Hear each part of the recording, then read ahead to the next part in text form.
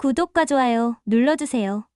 큰 힘이 됩니다. 2025년 10월 강릉의 작은 바닷가 마을. 모든 것이 지나간 지금 저는 이곳에서 홀로 아침을 맞습니다.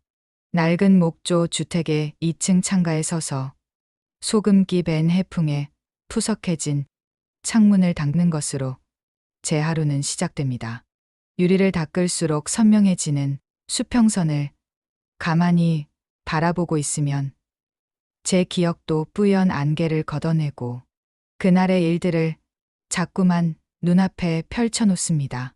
파도 소리는 지난밤의 악몽을 멀리 밀어내고 짭조름한 바다 내음은 제 기억 깊숙이 스며든 병원, 소독약, 냄새와 비릿했던 피의 향취를 희미하게 남아 씻어내는 듯합니다. 사람들은 저를 보고 말합니다. 끔찍한 일을 겪고도 참 담담하다고. 하지만 그들은 모릅니다. 제 안에서 얼마나 많은 것들이 부서져 내렸는지. 그리고 그 폐허 속에서 아주 작은 들풀 같은 새싹 하나를 틔우기 위해 제가 밤마다 얼마나 젖은 베개를 끌어안고 뒤척이는지를 말입니다. 사람들은 그 남자의 이야기도 궁금해합니다. 어떻게 그런 악마가 그토록 다정한 얼굴 뒤에 숨어 있을 수 있었냐고. 어떻게 한 여자의 인생을 그토록 완벽하게 속일 수 있었냐고 묻습니다. 그 질문에 답하기 위해 저는 오늘 아주 긴 이야기를 시작하려 합니다. 이것은 단순한 폭로가 아닙니다. 찢겨나간 제 인생의 조각들을 제 손으로 하나하나 다시 꿰매 맞추는 처절한 복귀 후 지이자 제 남은 인생을 제대로 살아내기 위한 마지막 의식입니다. 또한 저처럼 완벽한 행복이라는 신기루에 속아 자신의 삶을 통째로 저당 잡히는 또 다른 누군가가 없기를 바라는 간절한 기도이기도 합니다. 제 이름은 이서연, 45세. 제2의 인생이라 믿었던 그 지옥의 문턱에서 살아 돌아온 생존자입니다. 모든 것은 제 삐걱거리던 낡은 의자를 그가 아무렇지 않게 고쳐주었던 제 인생에 다시 없을 완벽한 행복이 찾아왔다고 믿었던 그의 봄날에서부터 시작되었습니다. 저는 45이라는 나이가 되어서야 비로소 사랑이라는 것을 믿게 되었습니다. 첫 결혼은 28, 남들 다 하니까 떠밀리듯 했던 무미건조한 시간의 연속이었습니다. 아이도 없이 10년을 살다 결국 서류 한 장으로 남이 되었을 때 저는 후련함보다는 깊은 허무함에 빠졌습니다. 내 인생에 과연 찬란한 순간이라는 것이 존재하기는 할까? 그렇게 모든 것을 포기해 가던 무채색의 시간 속에서 거짓말처럼 그 사람, 강태민이 나타났습니다. 그는 제 또래의 다른 남자들과는 어딘가 달랐습니다. 작은 출판사를 운영한다던 그는 늘 나긋나긋했고 제 말 한마디에 귀를 기울일 줄 아는 사람이었습니다. 무엇보다 그는 제 과거의 상처를 함부로 들추지 않았습니다. 그저 제 눈을 바라보며 서연 씨는 웃는 모습이 참 예뻐요. 앞으로는 웃을 일만 만들어줄게요. 라고 말해줄 뿐이었죠. 평생을 외롭게 살아온 제게 그 한마디는 세상 그 어떤 화려한 고백보다도 깊숙이 파고들었습니다. 우리는 불같이 사랑했고 만난 지 6개월 만에 남과 부모님도 없이 저희 둘만의 조촐한 결혼식을 올렸습니다. 결혼 생활은 꿈과 같았습니다. 그는 매일 아침 제가 좋아하는 산미 쌍웨이가 살짝 도는 원두로 커피를 내려놓고 출근했고 저녁에는 제 어깨를 주무르며 하루의 피로를 덜어주었습니다. 그가 아침에 벗어둔 셔츠를 정성껏 다려 옷장에 걸어둘 때 저는 비로소 제가 누군가에게 꼭 필요한 사람이 된 것 같아 코끝이 찡해지곤 했습니다. 마침내 가정이라는 울타리가 주는 안온함을 느끼며 저는 매일 밤 그의 품에 안겨 감사 기도를 올렸습니다. 하지만 그 완벽해 보였던 행복에 아주 미세한 균열이 생기기 시작한 것은 결혼 후 3달쯤 지났을 무렵이었습니다. 그날도 저녁 식사를 마친 뒤 소파에 나란히 앉아 예능 프로그램을 보며 웃고 있었는데 그의 휴대폰이 울렸습니다. 경쾌한 TV 소음과 섞여 들려온 그 날카로운 전자음에 제 웃음이 순간 멎었습니다. 화면을 슬쩍 본 그의 표정이 아주 미세하게 굳어지는 것을 저는 놓치지 않았습니다. 그는 늘 그렇듯 다정한 목소리로 잠깐만 이라고 말한 뒤 베란다로 나가 문을 닫고 전화를 받았습니다. 유리문 너머로 그의 입이 빠르게 움직이는 것이 보였지만 무슨 말을 하는지는 전혀 들리지 않았습니다. 평소에는 거실에서 아무렇지 않게 통화하던 그였기에 그 작은 행동 하나가 제 마음속에 작은 돌멩이 하나를 던졌습니다. 10분쯤 지났을까? 그는 아무 일 없다는 듯 옅은 미소를 지으며 다시 소파에 앉았습니다. 제가 누구냐고 묻자 그는 회사 일 때문에 신입 작가가 자꾸 사고를 쳐서 라고 대수롭지 않게 말했습니다. 저는 애써 고개를 끄덕였지만 따뜻했던 위장에 마치 찬물을 부은 듯 서늘한 기운이 감돌았습니다. 그날 밤 저는 오랜만에 서랍 깊숙한 곳에 넣어두었던 신경안정제를 한 알 꺼내 삼켜야 했습니다. 갱년기가 시작되려나. 요즘 내가 너무 예민해진 탓이겠지. 쓰디 쓴 약을 물과 함께 삼키며 스스로를 다그치고 또 다그쳤습니다. 그 후로도 그런 일은 간헐적으로 반복되었습니다. 유독 밤늦은 시간에 걸려오는 전화였고 그는 언제나 베란다로 나가 소곤거리듯 통화를 했습니다. 그의 대답은 늘 똑같았습니다. 회사 일 혹은 까다로운 작가 문제. 저는 더 이상 묻지 않았습니다. 이 행복을 깨고 싶지 않았기 때문입니다. 그의 말을 믿어야만 했습니다. 아니, 믿고 싶었습니다. 하지만 제 몸은 정직했습니다. 밤마다 이유 없는 두근거림에 잠을 설쳤고 약을 찾는 횟수는 점점 늘어만 갔습니다. 그러던 어느 주말 오후였습니다. 함께 마트에서 장을 보고 돌아오는 길이었죠. 오늘 저녁은 된장찌개 끓일까? 김치찌개 끓일까? 하는 제 질문에 그가 웃으며 당신이 해주는 건 다 맛있어 라고 대답하던 더없이 평화로운 순간이었습니다. 바로 그때였습니다. 그의 차 안에 놓여있던 휴대폰 화면이 번쩍 켜지며 메시지 하나가 떴습니다. 발신인은 희진 누나. 내용은 짧았습니다. 일 처리는 어떻게 됐어? 저는 순간 숨을 멈췄습니다. 희진 누나, 그의 친누나이자 제가 유일하게 아는 그의 가족이었습니다. 보험 설계사를 한다는 그녀는 결혼 전에 딱 한 번 식사 자리에서 만난 것이 전부였습니다. 쾌활하고 시원시원한 성격의 여자였죠. 그런데 일 처리라니. 다정하고 평범한 남매 간의 대화라고 하기에는 어딘가 서늘하고 날카로운 단어였습니다. 마치 감정이 완전히 제거된 사무적인 용건 같았습니다. 제가 화면을 쳐다보는 것을 느꼈는지 그가 제 쪽으로 고개를 돌리며 물었습니다.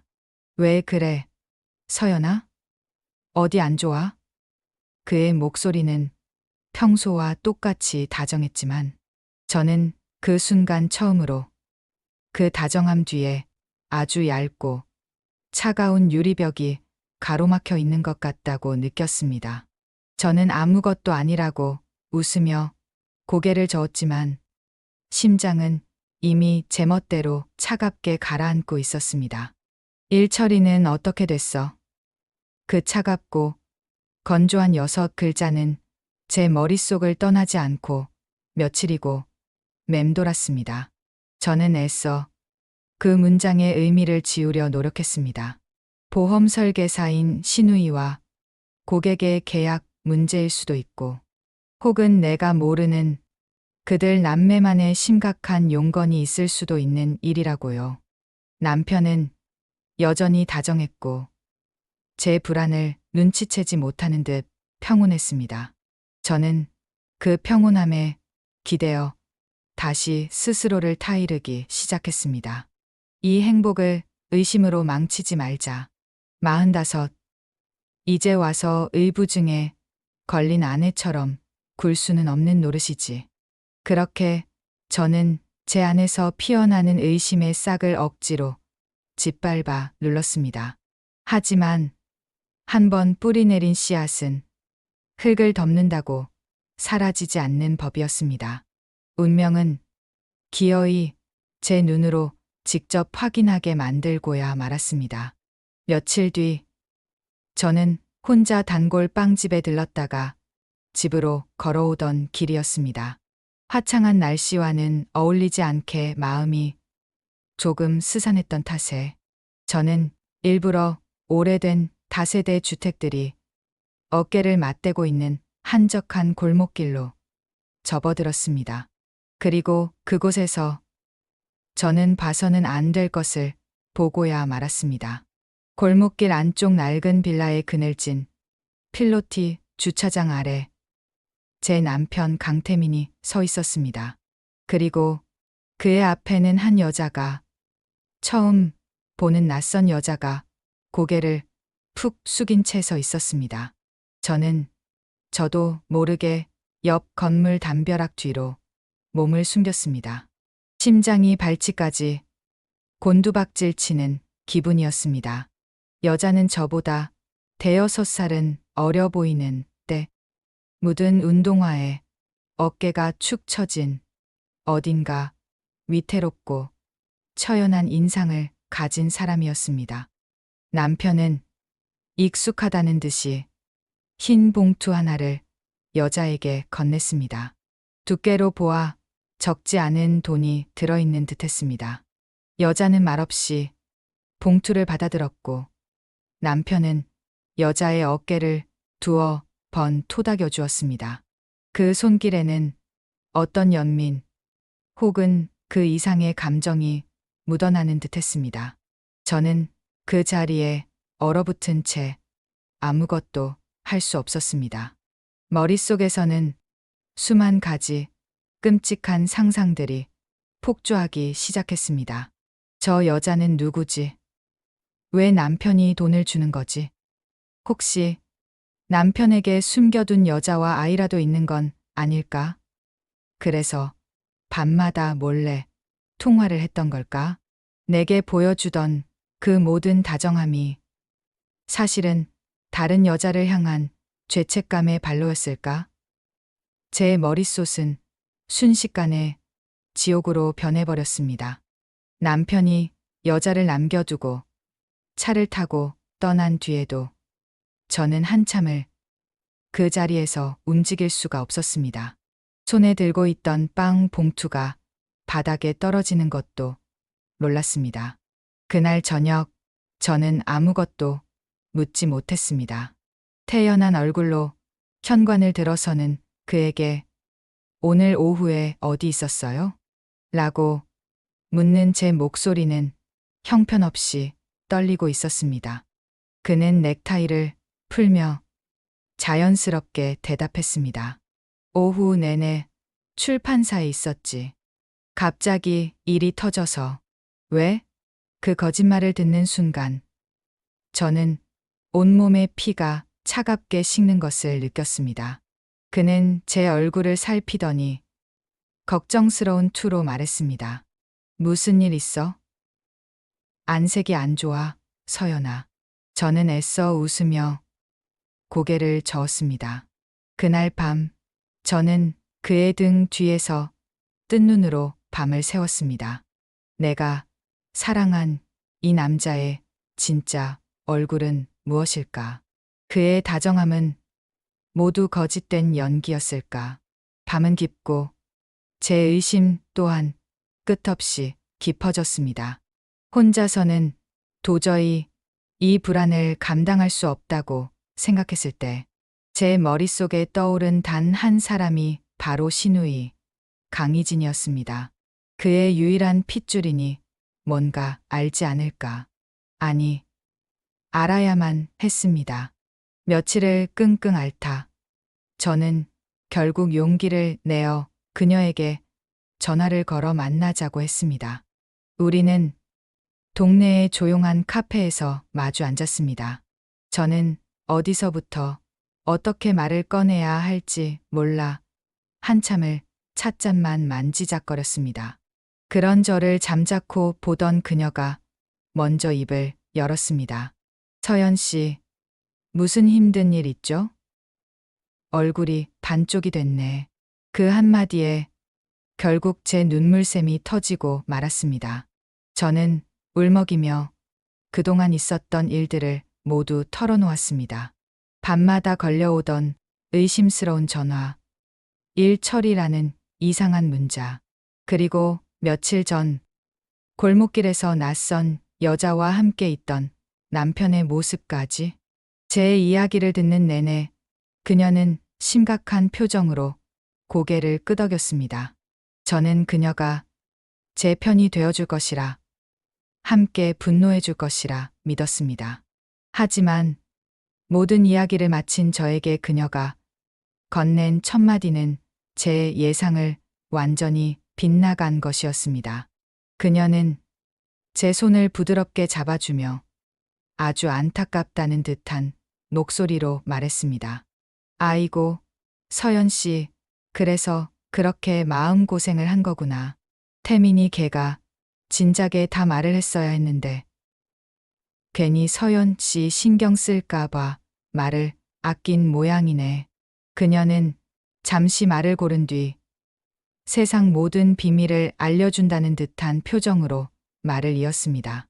그 여자, 태민이 이복 동생이에요. 어머니가 돌아가시기 전에 밖에서 낳아온 집안의 아픈 손가락 같은 존재죠. 정신적으로도 좀 불안정한 애라 태민이가 뒤에서 몰래 챙겨주고 있었던 거예요. 서연 씨한테는 차마 말하기가 어려웠겠죠. 이복 동생. 상상조차 해본 적 없는 단어에 저는 그대로 굳어버렸습니다. 희진은 한숨을 쉬며 제 어깨를 다독였습니다. 서연 씨, 예전에 나랑 밥 먹고 지갑 어디 뒀는지 한참 찾았던 거 기억나죠? 원래 사람이 너무 한 가지에 몰두하면 다른 건 깜빡깜빡하는 법이에요. 요즘 너무 태민이한테만 신경이 쏠려 있으니 괜한 것까지 다 의심하게 되는 거고. 서연 씨, 요즘 많이 예민한가 보다. 하긴 40 넘어가면 몸도 마음도 예전 같지 않으니까. 괜한 오해로 태민이 잡지 말고 마음 편하게 가져요. 걔가 얼마나 서연 씨를 아끼는데. 그녀의 목소리는 더없이 상냥했지만 그 말은 제 가슴에 비수처럼 꽂혔습니다. 과거의 사소한 실수까지 끄집어내며 저를 원래부터 정신없는 사람으로 만들어버리는 그녀의 교묘한 화법 앞에 제 모든 의심과 불안이 순식간에 갱년기 여자의 히스테리로 전락해버리는 순간이었습니다. 저는 아무 대답도 하지 못했습니다. 제가 미친 걸까요? 정말 이 모든 게 제 예민함이 만들어낸 망상이었을까요? 카페를 나서는 제 발걸음은 천근만근 무거웠습니다. 집으로 돌아가는 길, 저는 그 어느 때보다도 외로웠습니다. 신우이 강희진의 말을 듣고 집으로 돌아온 저는 마치 큰 병을 앓은 사람처럼 며칠을 멍하니 보냈습니다. 제 안에서는 두 개의 목소리가 쉴 새 없이 다투고 있었습니다. 하나의 목소리는 내가 봤던 것을 믿어라. 무언가 잘못됐다고 속삭였고, 다른 하나의 목소리는 이 행복을 내 손으로 망가뜨리지 마. 모든 건 너의 예민함 탓이다라고 꾸짖었습니다. 저는 후자의 목소리를 필사적으로 붙들었습니다. 그래야만 했습니다. 이복 동생이라는 존재가 비록 낯설고 불편했지만 남편의 불륜이라는 끔찍한 상상보다는 100배, 1000배 나은 진실이었으니까요. 그날 밤 남편이 제게 먼저 그 이야기를 꺼냈습니다. 그는 제 손을 꼭 잡고 아주 미안한 얼굴로 모든 것을 고백했습니다. 희진, 누나에게서 다 들었다고요. 제게 미리 말하지 못해 정말 미안하다고. 아픈 과거사로 저까지 힘들게 하고 싶지 않았다고 말입니다. 그의 이름은 김나영. 20살 때 집을 나간 이후로 줄곧 어두운 삶을 살아왔고 오빠인 자신이 유일한 끈이었노라고. 그의 목소리는 죄인처럼 낮게 가라앉아 있었고 그는 제 눈을 똑바로 쳐다보지 못했습니다. 그렁그렁한 그의 눈을 보며 저는 남은 의심의 찌꺼기마저 녹아내리는 것을 느꼈습니다. 오히려 그런 그를 의심했던 제 자신이 부끄럽고 미안해졌습니다. 저는 그의 손을 마주 잡으며 말했습니다. 당신의 가족이면 이제 내 가족이기도 하다고. 괜찮다면 그 동생분을 한번 만나보고 싶다고요. 맛있는 식사라도 한 끼 대접하고 싶다고 말입니다. 제가 먼저 손을 내밀어 그의 가족을 품어줌으로써 제 어리석었던 의심을 용서받고 싶었던 건지도 모르겠습니다. 제 말에 그는 잠시 놀란 듯하더니 이내 감격한 얼굴로 저를 끌어안았습니다. 고마워, 서연아. 당신은 정말 내게 과분한 사람이야. 그의 품에 안겨 저는 이제 정말 모든 것이 제자리로 돌아왔다고, 어리석은 의심은 모두 끝났다고 안도했습니다. 우리는 그 주 주말에 김나영 씨와 함께 저녁을 먹기로 약속했습니다. 저는 모처럼만에 설레는 마음으로 그녀가 좋아할 만한 음식이 무엇일까 고민하며 인터넷으로 레시피를 찾아보기까지 했습니다. 하지만 그 약속은 영원히 지켜지지 못했습니다. 약속을 하루 앞둔 금요일 저녁, 남편이 잿빛이 된 얼굴로 집에 들어섰습니다.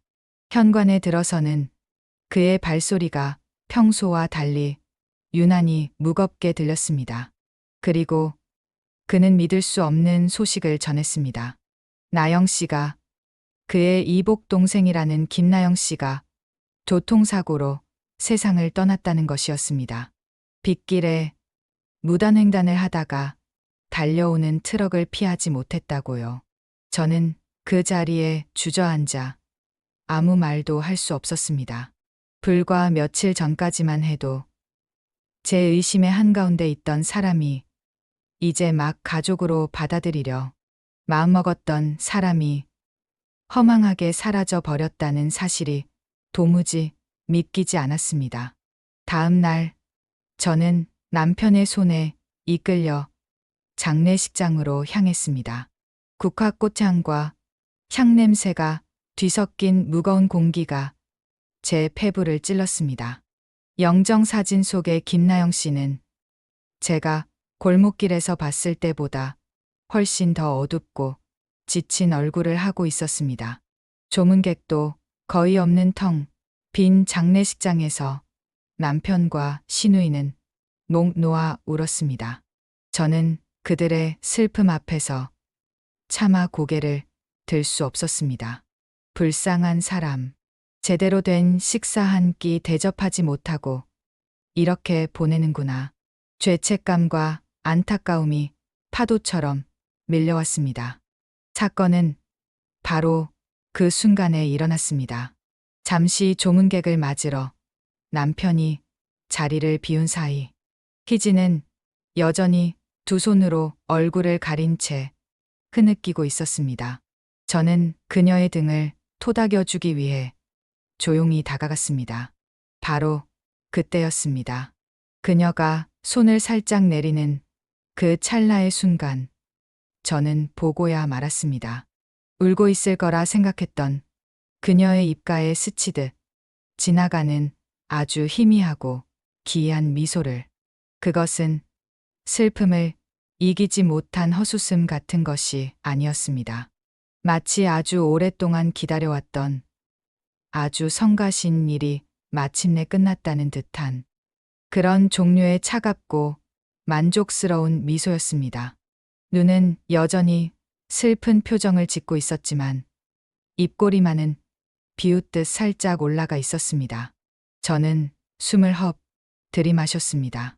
그녀는 제 시선을 느꼈는지 곧바로 다시 얼굴을 감싸쥐며 비통한 울음소리를 냈지만 이미 늦었습니다. 방금 전 제가 본 그 섬뜩한 광경은 제 망막에 불에 달군 인두처럼 찍혀버렸습니다. 저도 모르게 뒷걸음질 쳤습니다. 온몸의 털이 곤두서는 것 같았습니다. 갱년기, 히스테리, 예민함? 아니, 이것은 결코 제 상상이나 망상이 아니었습니다. 동생의 죽음 앞에서 저런 표정을 지을 수 있는 사람이 과연 세상에 존재한단 말인가. 그 순간 흩어져 있던 모든 퍼즐 조각들이 제 머릿속에서 섬광처럼 맞춰지기 시작했습니다. 일처리는 어떻게 됐어? 라고 묻던 신우이의 문자. 그리고 얼마 지나지 않아 철이라도 된 것처럼 사라져 버린 김나영 씨의 목숨.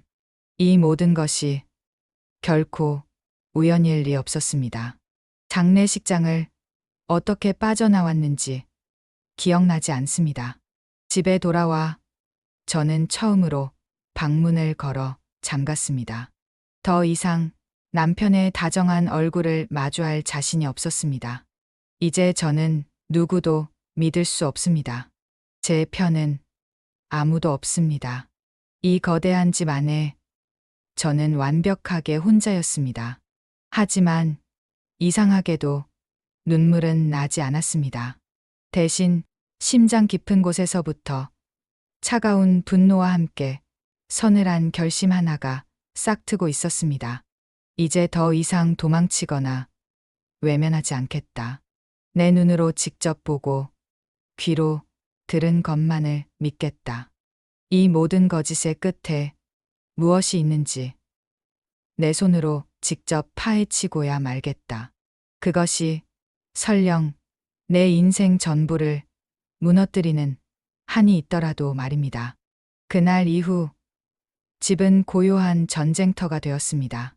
남편은 여전히 아침마다 제 커피를 내렸고 저녁이면 제 어깨를 주물렀지만 저는 그 손길이 닿을 때마다 소름이 돋는 것을 애써 감춰야 했습니다.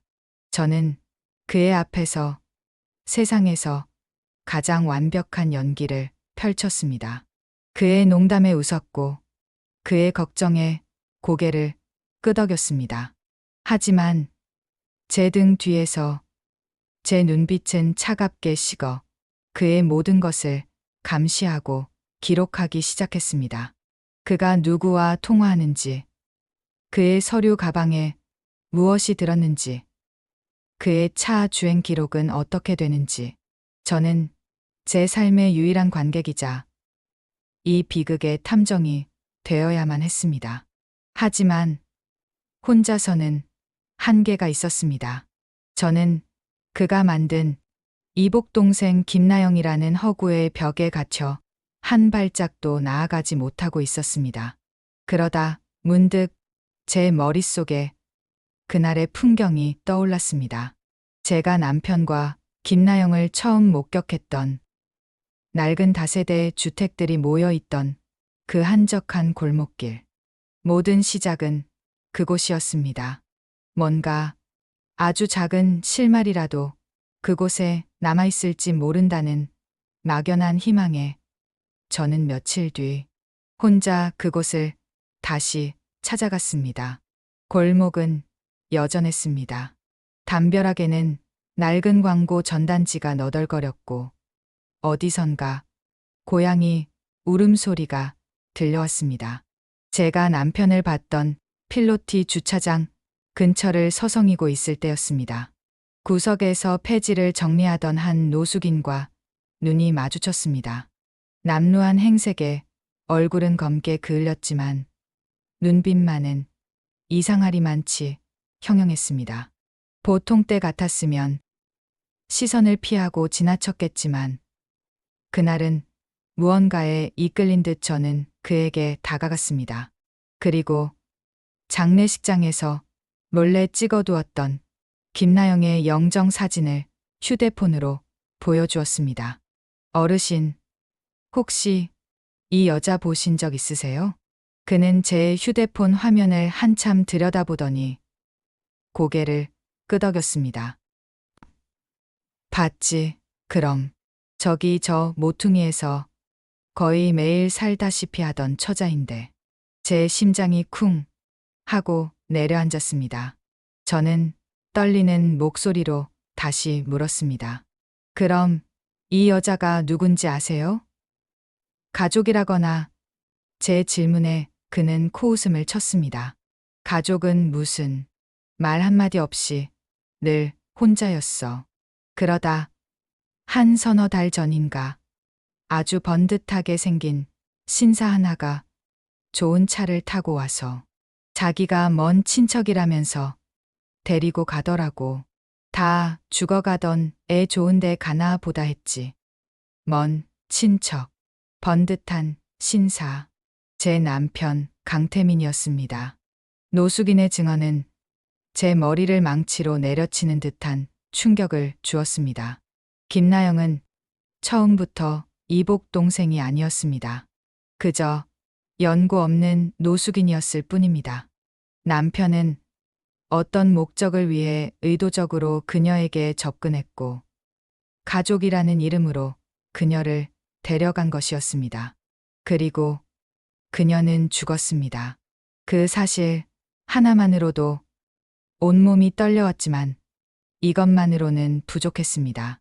그들의 관계를 증명할 더 확실한 증거가 필요했습니다. 바로 그때 기적처럼 한 통의 전화가 걸려왔습니다. 미국에서 디자이너로 일하던 대학 동창 박민지였습니다. 한국에 잠시 들어왔다며 얼굴이나 보자고 연락을 해온 것이었죠. 저는 지푸라기라도 잡는 심정으로 민지를 만났습니다. 몇 년 만에 만난 친구 앞에서 제 속의 응어리를 다 털어놓을 수는 없었습니다. 그저 요즘 좀 힘든 일이 있다는 말로 제 안색의 이유를 둘러댔습니다. 한참 동안 시시콜콜한 이야기를 나누다 저는 마치 아무렇지 않은 척 지갑에서 남편과 함께 찍은 사진을 꺼내 보여주었습니다. 민지야, 나 재혼했어. 이 사람이야. 민지는 어머, 잘생기셨다. 언제? 하며 환하게 웃었습니다. 그런데 사진을 가만히 들여다보던 그녀의 얼굴이 순식간에 하얗게 질려갔습니다. 그녀는 믿을 수 없다는 듯 제 얼굴과 사진을 번갈아 쳐다보며 더듬더듬 말했습니다. 서연아, 이 사람 혹시 이름이 강태민이야? 저는 심장이 멎는 것 같았지만 애써 침착하게 고개를 끄덕였습니다. 그러자 민지가 떨리는 목소리로 폭탄 같은 이야기를 터뜨렸습니다. 말도 안 돼, 서연아. 이 사람 나 똑똑히 기억해. 5년 전쯤에 우리 고모가 부천에서 작은 빌라를 하나 세놓으셨거든. 그때 이 사람이랑 김나영이라는 여자가 신혼부부라면서 방을 얻었었어. 내가 고모 대신 계약서 쓰는 자리에 같이 있었단 말이야. 신혼부부, 김나영, 강태민. 제 머릿속에서 그 단어들이 뒤섞이며 끔찍한 형상을 만들어냈습니다. 민지는 계속해서 말했습니다. 두 사람 다 조용하고 점잖아서 고모가 좋은 세입자 얻었다고 좋아하셨어. 그러다 1년쯤 살았나? 갑자기 말도 없이 야반도주하듯 사라져서 고모가 한참 고생하셨어. 내가 그걸 어떻게 잊어. 근데 어떻게 이 사람이 내 남편이야? 저는 더 이상 아무 말도 들리지 않았습니다. 카페의 소음, 커피향, 친구의 걱정스러운 얼굴. 그 모든 것이 희미해졌습니다. 이제 모든 조각이 맞춰졌습니다. 남편은 연고 없는 노숙인 김나영을 데려다가 1년간 신혼부부 행세를 하며 그녀의 신분을 세탁했습니다. 그리고 5년 뒤 제 앞에서는 그녀를 불쌍한 이복 동생으로 둔갑시켰습니다. 이 모든 것은 그녀를 죽이기 위한 아주 길고 치밀하게 짜인 각본이었습니다. 카페를 어떻게 나왔는지 모르겠습니다. 거리를 걷는 내내 제 귀에서는 민지의 목소리가 맴돌았습니다. 신혼부부라면서 이제 남편은 제게 더 이상 의심의 대상이 아니었습니다. 그는 제가 아는 강태민이 아니었습니다. 그는 괴물이었습니다. 그리고 저는 지금 그 괴물과 한 집에서 살고 있었습니다. 등 뒤에서 서늘한 냉기가 뱀처럼 기어오르는 것을 느끼며 저는 걸음을 재촉했습니다. 이제부터는 단순한 진실 찾기가 아니었습니다.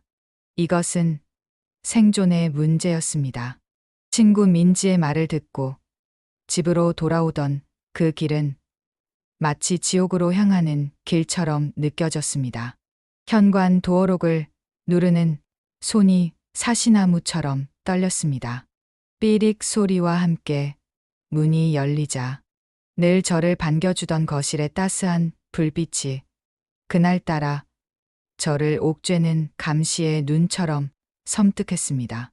다녀왔어 라며 소파에서 일어나 다정하게 저를 맞아주는 그의 얼굴을 보는 순간 저는 속이 울렁거리는 것을 느끼며 화장실로 달려가 헛구역질을 했습니다. 그는 제 등을 두드리며 어디 아픈 거야? 병원 가볼까? 라며 걱정했지만 저는 그의 손길이 닿은 등 가죽을 통째로 도려내고 싶은 끔찍한 기분이었습니다. 그날 이후 저는 제 집에서 스파이가 되었습니다. 그가 출근하고 나면 집은 저의 수색 현장이 되었습니다. 저는 고무장갑을 끼고 그의 서재, 그의 옷장, 심지어 그의 차 트렁크까지 샅샅이 뒤졌습니다. 행여나 그가 일찍 돌아올까봐 현관문 쪽으로 귀를 쫑긋 세운 채 심장이 터질 듯한 긴장 속에서 그의 흔적을 쫓았습니다. 며칠을 허탕만 쳤습니다. 그는 뱀처럼 흔적을 남기지 않는 남자였습니다. 포기해야 하나?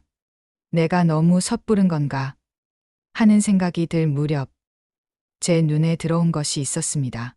서재 가장 위쪽, 손이 잘 닿지 않는 책장 위에 놓인 낡은 등산용 배낭이었습니다.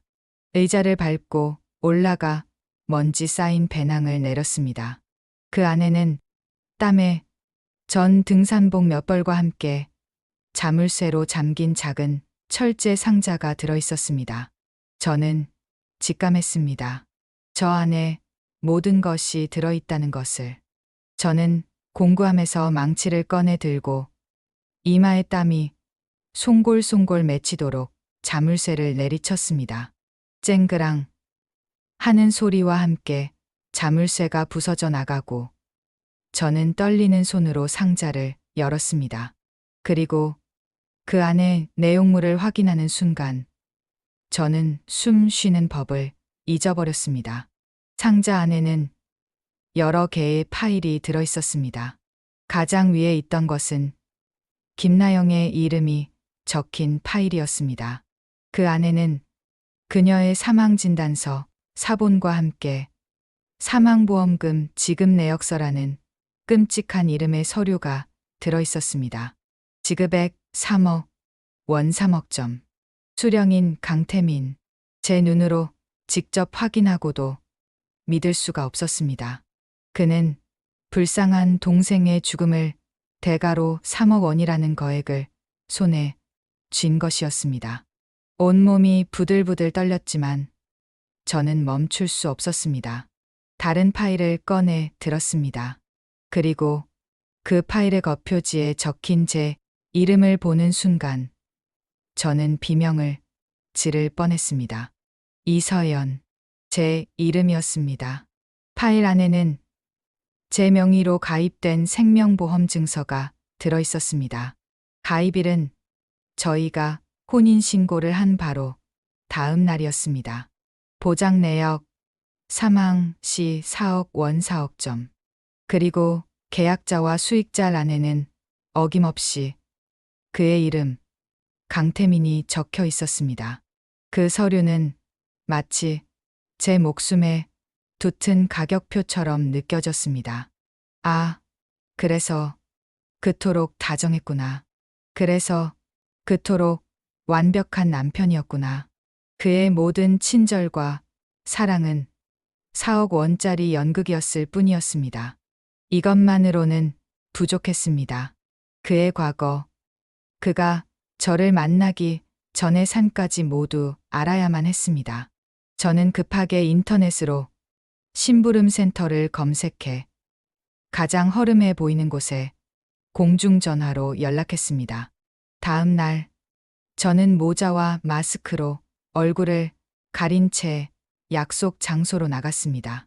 담배 연기 자욱한 낡은 사무실에서 만난 남자는 제 이야기를 말없이 듣더니 추가금을 요구하며 말했습니다. 사람 과거를 파는 데는 돈이 듭니다. 사모님. 저는 제 비상금 통장을 전부 해지해 그에게 현금으로 건넸습니다. 제발 뭐든 찾아주세요. 그 사람의 진짜 모습을 알려주세요. 일주일 뒤 약속했던 장소에서 다시 만난 남자는 저에게 낡은 서류 봉투 하나를 건넸습니다. 저는 떨리는 손으로 봉투를 열어 그 안에 보고서를 읽어 내려갔습니다. 타이핑된 건조한 문장들이 제 눈을 통해 들어와 심장에 얼음 파편처럼 박히기 시작했습니다. 첫 줄에는 그의 부모님 이름이 적혀 있었습니다. 강진석, 오미자 그리고 그 옆에는 그 글자가 선명했습니다. 사망. 저도 모르게 마른 침을 삼켰습니다. 보고서는 계속되었습니다. 10년 전 두 분이 함께 차를 타고 가시다 운전미숙으로 인한 교통사고로 돌아가셨다고요. 그리고 그 밑에는 당시 유일한 상속자였던 아들 강태민이 사망. 보험금과 유산을 합쳐 총 5억 원을 수령했다고 적혀 있었습니다. 제 머릿속에서 무언가 툭 하고 끊어지는 소리가 났습니다. 페이지를 넘기는 손가락이 제 의지와 상관없이 덜덜 떨렸습니다. 다음 장에는 낯선 여자의 이름이 있었습니다. 전처 윤지현. 제 남편이 저 이전에 결혼했던 여자였습니다. 그녀 역시 죽었다고 했습니다. 5년 전 남편과 단둘이 간 등산에서 발을 헛디뎌 절벽 아래로 떨어졌다고요. 실족사. 보고서의 단어는 차가웠지만 제 상상 속에서는 남편의 미소 띤 얼굴이 절벽 끝에 서 있는 것만 같았습니다. 그녀의 죽음 앞으로도 보험금 2억 원이 지급되었고 수령이는 물론 남편 강태민이었습니다. 그리고 마지막 장은 김나영이었습니다. 보고서는 제가 이미 알아낸 사실을 다시 한번 확인시켜 주었습니다. 그녀는 가족 하나 없는 무연고자였으며 불과 석 달 전 강태민의 이복 동생으로 서류상에 올랐다고. 그 모든 것이 위조된 기록일 가능성이 높다고 말입니다. 교통사고, 실족사, 교통사고. 제 눈앞에서 단어들이 빙글빙글 돌았습니다. 모든 죽음은 사고로 위장되어 있었고 그 끝에는 언제나 제 남편 강태민이 거액의 보험금을 들고 서 있었습니다. 부모, 아내, 동생 그는 가족이라는 이름의 재물들을 차례차례 재단에 바쳐 자신의 배를 불려온 것이었습니다. 소름 끼치는 죽음의 연대기. 그 마지막 줄에 제 이름 이서연이 적혀 있는 것이나 마찬가지였습니다. 저는 다음 차례였습니다. 4억 원짜리 다음 희생자. 그 서늘하고 명백한 진실 앞에서 저는 공포로 온몸이 마비되는 것을 느끼며 자리에 주저앉고 말았습니다. 그날 이후 저는 잠을 잘 수가 없었습니다. 눈을 감으면 사고로 죽어간 사람들이 나타나 다음은 내 차례라고 속삭였고 눈을 뜨면 바로 옆에 누워있는 남편의 평온한 숨소리가 지옥의 속삭임처럼 들려왔습니다. 이 집은 더 이상 제게 안식처가 아니었습니다. 제 무덤이 될 장소였습니다. 이러다 정말 미쳐버리거나 아니면 저들의 손에 죽거나 둘 중 하나가 될 것이 분명했습니다. 떠나야 했습니다. 어떻게든 살아서 이 지옥을 빠져나가야 했습니다. 저는 그가 깊이 잠든 새벽 시간을 노렸습니다. 숨소리조차 내지 않으며 침대에서 빠져나와 미리 쌓아둔 작은 가방을 챙겼습니다. 그 안에는 갈아입을 옷 몇 벌과 현금, 그리고 결정적 증거가 담긴 철제 상자와 심부름 센터의 보고서가 들어 있었습니다. 현관문을 여는 순간 차가운 새벽 공기가 뺨에 와 닿자 비로소 제가 살아있다는 실감이 들었습니다. 저는 뒤도 돌아보지 않고 어둠 속으로 뛰었습니다. 어디로 가야 할지 막막했습니다. 그때 제 머릿속에 떠오른 유일한 이름, 박민지.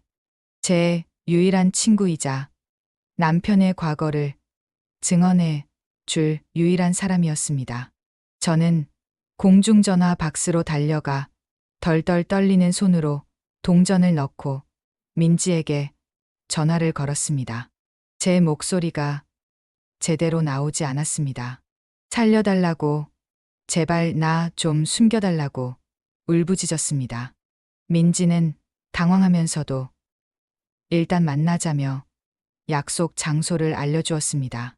저는 택시를 잡아타고 약속 장소인 고속버스 터미널로 향했습니다. 이제 살 수 있다는 작은 희망이 꺼져가던 제 심장에 불을 붙였습니다. 하지만 그 희망은 너무나도 잔인하게 짓밟혔습니다. 약속했던 대합실 의자에 앉아 초조하게 민지를 기다리고 있던 제 어깨 위로 누군가의 손이 부드럽게 얹어졌습니다. 서연아, 여기서 뭐해? 돌아본 그곳에는 민지가 아닌 제 남편 강태민이 서 있었습니다. 지옥의 사자처럼. 그의 얼굴에는 분노가 아닌 깊은 슬픔과 상심의 표정이 드리워져 있었습니다. 그리고 그의 등 뒤에는 금방이라도 울음을 터뜨릴 듯한 얼굴로 저를 보며 어쩔 줄 몰라 하는 민지가 서 있었습니다. 민지야, 어떻게? 제 말에 민지는 고개를 푹 숙이며 기어들어가는 목소리로 말했습니다. 미안해. 서연아, 내 전화를 받고 너무 놀라서 남편분께 연락을 드렸어. 내가 많이 아픈 것 같다고, 자기가 데리러 가겠다고 하시는데 도저히 거절할 수가 없었어. 저는 그 순간 모든 것을 깨달았습니다. 그는 제 친구마저 완벽하게 속여 넘긴 것이었습니다. 걱정이 가득한 남편의 얼굴로 아픈 아내를 찾아 헤매는 비련의 주인공 연기를 펼쳤던 것이겠죠. 그는 제 손목을 부드럽게 하지만 빠져나갈 수 없는 힘으로 붙잡았습니다. 그리고는 세상에서 가장 이성적이고 합리적인 사람처럼 말했습니다. 당신이 그렇게 내가 무섭고 믿을 수 없다면 우리 경찰서로 가자. 가서 모든 걸 다 밝히고 오해를 풀자. 저는 저항할 수 없었습니다. 그의 손에 끌려 경찰서로 가는 그 길은 마치 도살장으로 끌려가는 짐승의 길과도 같았습니다. 경찰서의 풍경은 한 편의 잘 짜인 연극이었습니다. 남편은 침착하게 정신적으로 불안한 아내의 망상에 대해 이야기했고 증거라며 서류들을 꺼내놓았습니다. 제 앞으로 된 보험은 신우이 희진의 부탁으로 실적을 올려주기 위해 가입한 것이라며 희진과 나눈 메시지까지 보여주었습니다. 거기에는 동생, 이번 달 실적 모자란데 하나만 가입해주면 안 될까? 라는 희진의 애원이 선명했습니다. 그리고 잠시 후 문을 열고 남루한 행색의 늙은 남자가 들어왔습니다. 그는 형사의 책상 앞에서 펑펑 울며 자신이 김나영의 친아버지라고 고백했습니다. 평생을 노름에 빠져 딸을 버렸는데 그런 딸을 천사 같은 강서방이 거둬주고 보살펴 주었다며 자기 때문에 딸이 죽었다며 가슴을 쳤습니다. 모든 것이 완벽했습니다. 제가 들고 간 심부름 센터의 보고서는 불법적으로 개인정보를 캐낸 증거, 불충분한 휴지 조각이 되었고 저는 순식간에 남편을 의심하고 집착하는 과대망상증 환자가 되어 있었습니다. 형사는 저를 동정 어린 눈으로 쳐다보며 남편에게 말했습니다. 사모님, 병원에 한번 모시고 가보셔야겠습니다. 그날 이후 저는 집이라는 감옥에 완전히 갇혔습니다. 남편의 감시는 더욱 심해졌고 제 휴대폰과 지갑은 그의 손에 넘어갔습니다. 저는 살아있지만 죽은 것과 다름없는 시간을 보냈습니다. 그러던 어느 날 아침 또다시 시작된 헛구역질에 저는 무언가 이상하다는 것을 느꼈습니다. 며칠째 생리가 끊겨 있었습니다. 설마 하는 마음에 남편이 출근한 사이 몰래 숨겨두었던 임신 테스트기를 꺼내 들었습니다. 그리고 저는 제 눈을 의심했습니다. 선명한 2줄 임신이었습니다. 45, 평생 불가능할 것이라 여겼던 새 생명이 제 뱃속에 자리 잡고 있었습니다. 하지만 기쁨은 단 한순간도 찾아오지 않았습니다. 이것은 축복이 아니었습니다. 제 발목에 채워진 가장 무겁고 잔인한 족쇄였습니다. 이제 저는 제 몸 하나만 가지고는 이 집을 절대 빠져나갈 수 없었습니다. 뱃속의 이 아이는 저를 이 지옥에 영원히 묶어둘 쇠사슬이었습니다. 저는 화장실 바닥에 주저앉아 2줄이 선명한 테스트기를 손에 쥔 채 소리 없이 울었습니다. 희망이 단 한 톨도 남아있지 않은 절망. 내일이 오는 것이 두려운 공포. 완벽한 함정. 저는 그렇게 제 아이와 함께 그 남자의 거미줄에 걸려 서서히 죽어가고 있었습니다. 임신 사실을 알게 된 후 저는 살아있는 시체나 다름없었습니다. 남편은 제 임신을 세상 가장 큰 축복인 양 기뻐하며 저를 지극정성으로 돌봤습니다. 좋은 것만 먹이고 좋은 것만 보게 했습니다. 하지만 저는 알고 있었습니다. 그의 모든 친절은 제 뱃속의 아이가 아니라 아이의 죽음과 함께 받게 될 더 큰 액수의 보험금을 향한 것이라는 것을. 그는 저를 살려두지 않을 것이었습니다. 아이가 어느 정도 자라 사고로 유산되어도 이상하지 않을 시점, 혹은 아이를 낳은 직후, 그는 분명히 저와 아이를 함께 처리할 계획이었습니다.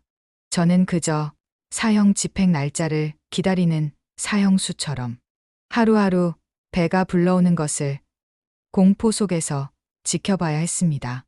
시간은 흘러 계절이 바뀌고 차가운 바람이 불던 12월의 어느 날이었습니다. 배는 제법 눈에 띄게 불러왔고 저는 정기 검진을 위해 병원에 갈 채비를 하고 있었습니다. 그때 남편에게서 전화가 걸려왔습니다. 평소처럼 다정한 목소리였습니다. 서연아, 미안해서 어쩌지?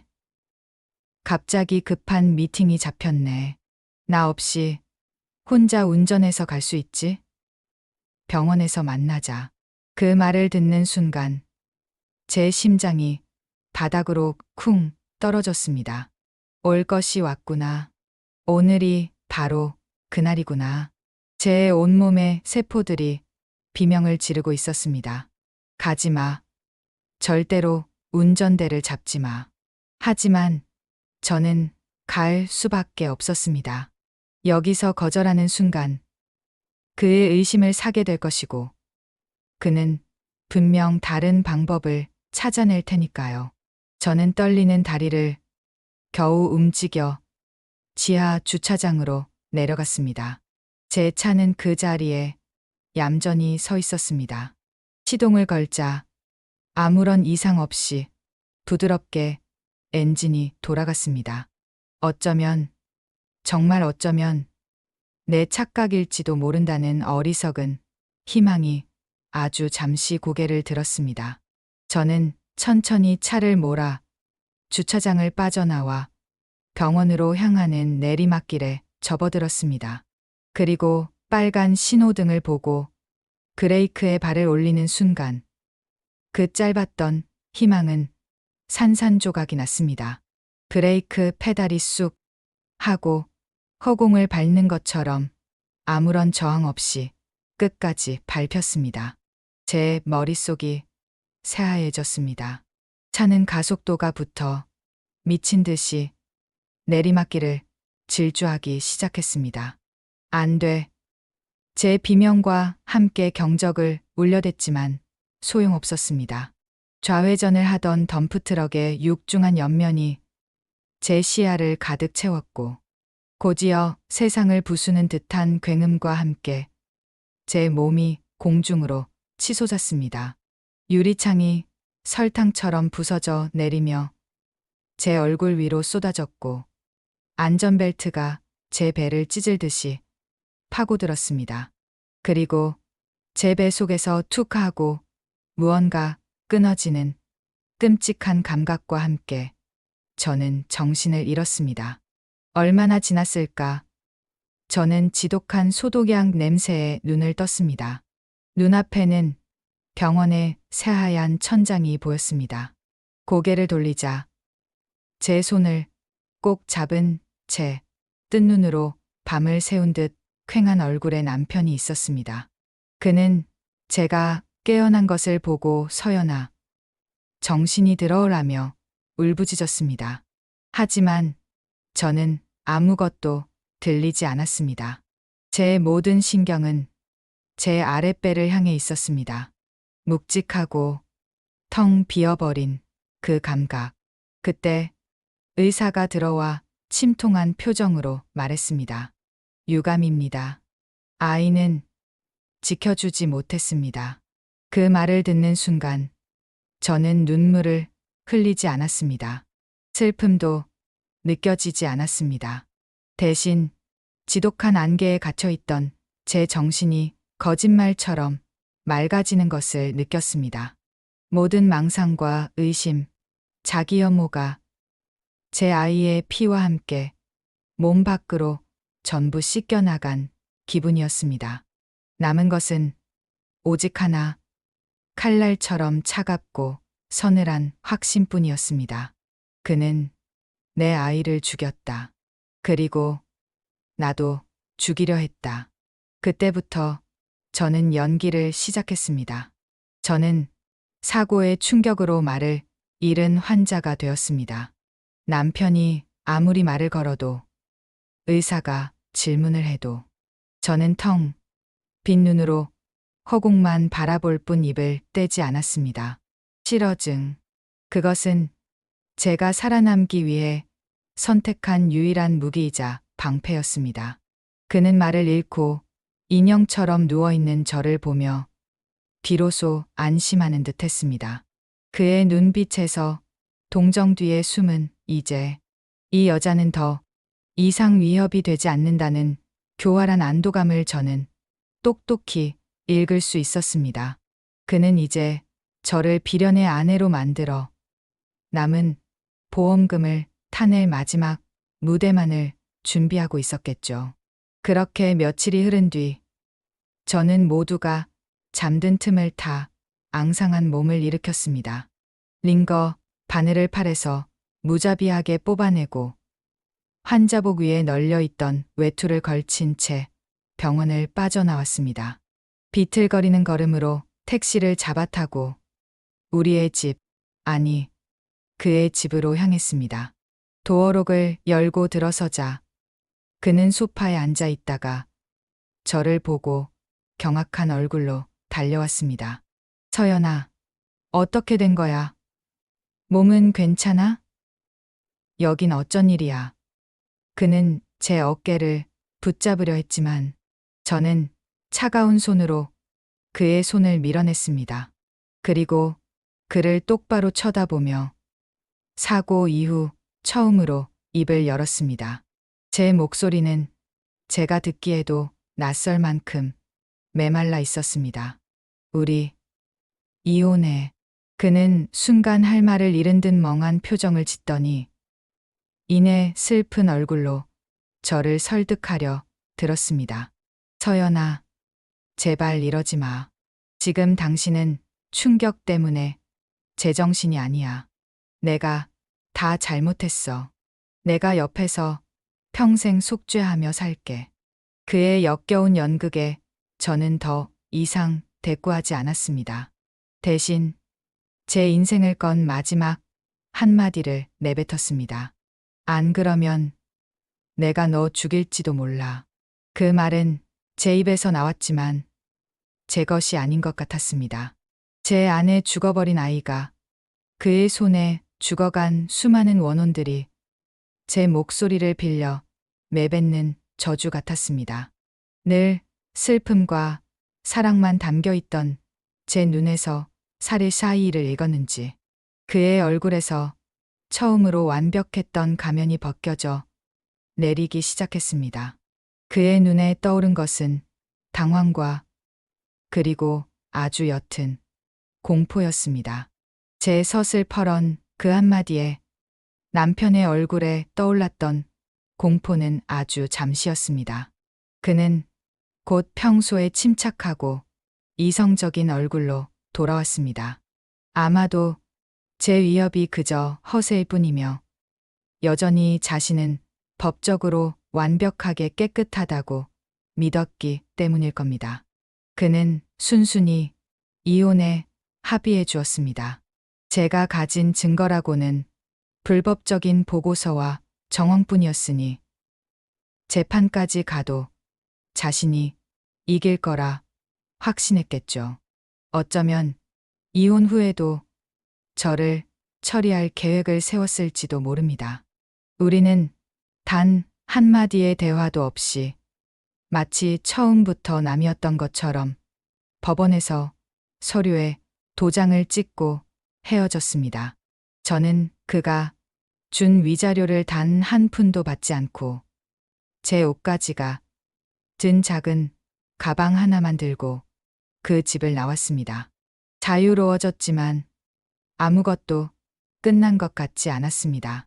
밤마다 저는 여전히 악몽을 꾸었고 길을 걷다가도 그의 차와 비슷한 차만 보면 심장이 내려앉았습니다. 그는 법적으로는 아무 죄가 없는 자유인이었고 그의 연인이자 공범인 강희진 역시 마찬가지였습니다. 세상은 여전히 그들의 편인 것만 같았습니다. 그러던 어느 날 낯선 번호로 전화 한 통이 걸려왔습니다. 자신을 박철민 형사라고 소개한 남자였습니다. 그는 과거 제가 남편과 함께 경찰서에 갔을 때 제 사건을 담당했던 젊은 형사였습니다. 당시 그는 제 말을 믿지 않고 저를 동정의 눈으로 쳐다봤었지만 제 절박한 눈빛이 마음에 걸려 혼자서 강태민의 뒤를 계속 쫓고 있었다고 했습니다. 그리고 마침내 결정적인 증거를 찾아냈다고 말했습니다. 저는 약속 장소에서 박 형사님을 다시 만났습니다. 그는 제 앞에 녹음기 하나와 서류 몇 장을 내려놓았습니다. 강희진, 강태민의 친누나가 아니었습니다. 저희가 유전자 검사를 해보니 완전히 남이었습니다. 저는 이미 짐작했던 사실이었지만 공식적인 확인은 또 다른 무게로 다가왔습니다. 박 형사님은 녹음기를 틀었습니다. 그 안에서는 강희진이 누군가를 협박하는 목소리가 흘러나왔습니다. 제 차의 브레이크를 고장냈던 정비사였습니다. 희진은 그에게 거액을 주며 일을 시켰고 뒤탈이 없도록 계속 그를 감시하고 있었습니다. 그리고 박 형사님이 들려준 마지막 이야기는 그 모든 악행의 출발점이었습니다. 두 사람 사이에 딸이 하나 있습니다. 지금은 20살이 넘었는데 아주 어릴 때부터 희귀병을 앓아서 1년의 병원비만 억 단위로 들어간다고 합니다. 모든 퍼즐이 맞춰지는 순간이었습니다. 그들의 범죄는 단순한 탐욕이 아니었습니다. 딸의 생명을 유지하기 위한 뒤틀리고 괴물 같은 부모의 사랑이었습니다. 희진은 보험 설계사라는 직업을 이용해 먹잇감을 물색하고 사고를 설계하는 설계자였고, 태민은 그 완벽한 얼굴로 먹잇감에게 접근해 파멸시키는 배우였습니다. 지난 수십 년간 그들은 그렇게 완벽한 공범으로 살아왔던 것입니다. 며칠 뒤 TV 저녁 뉴스에서 저는 그들의 마지막을 보았습니다. 나란히 수갑을 찬 채 경찰서 포토라인에 선 강태민과 강희진. 카메라 플래시 세례 속에서도 태민의 얼굴은 담담했고 희진의 얼굴은 모든 것을 포기한 듯 무표정했습니다. 앵커는 그들을 희대의 보험 연쇄살인마라고 불렀습니다.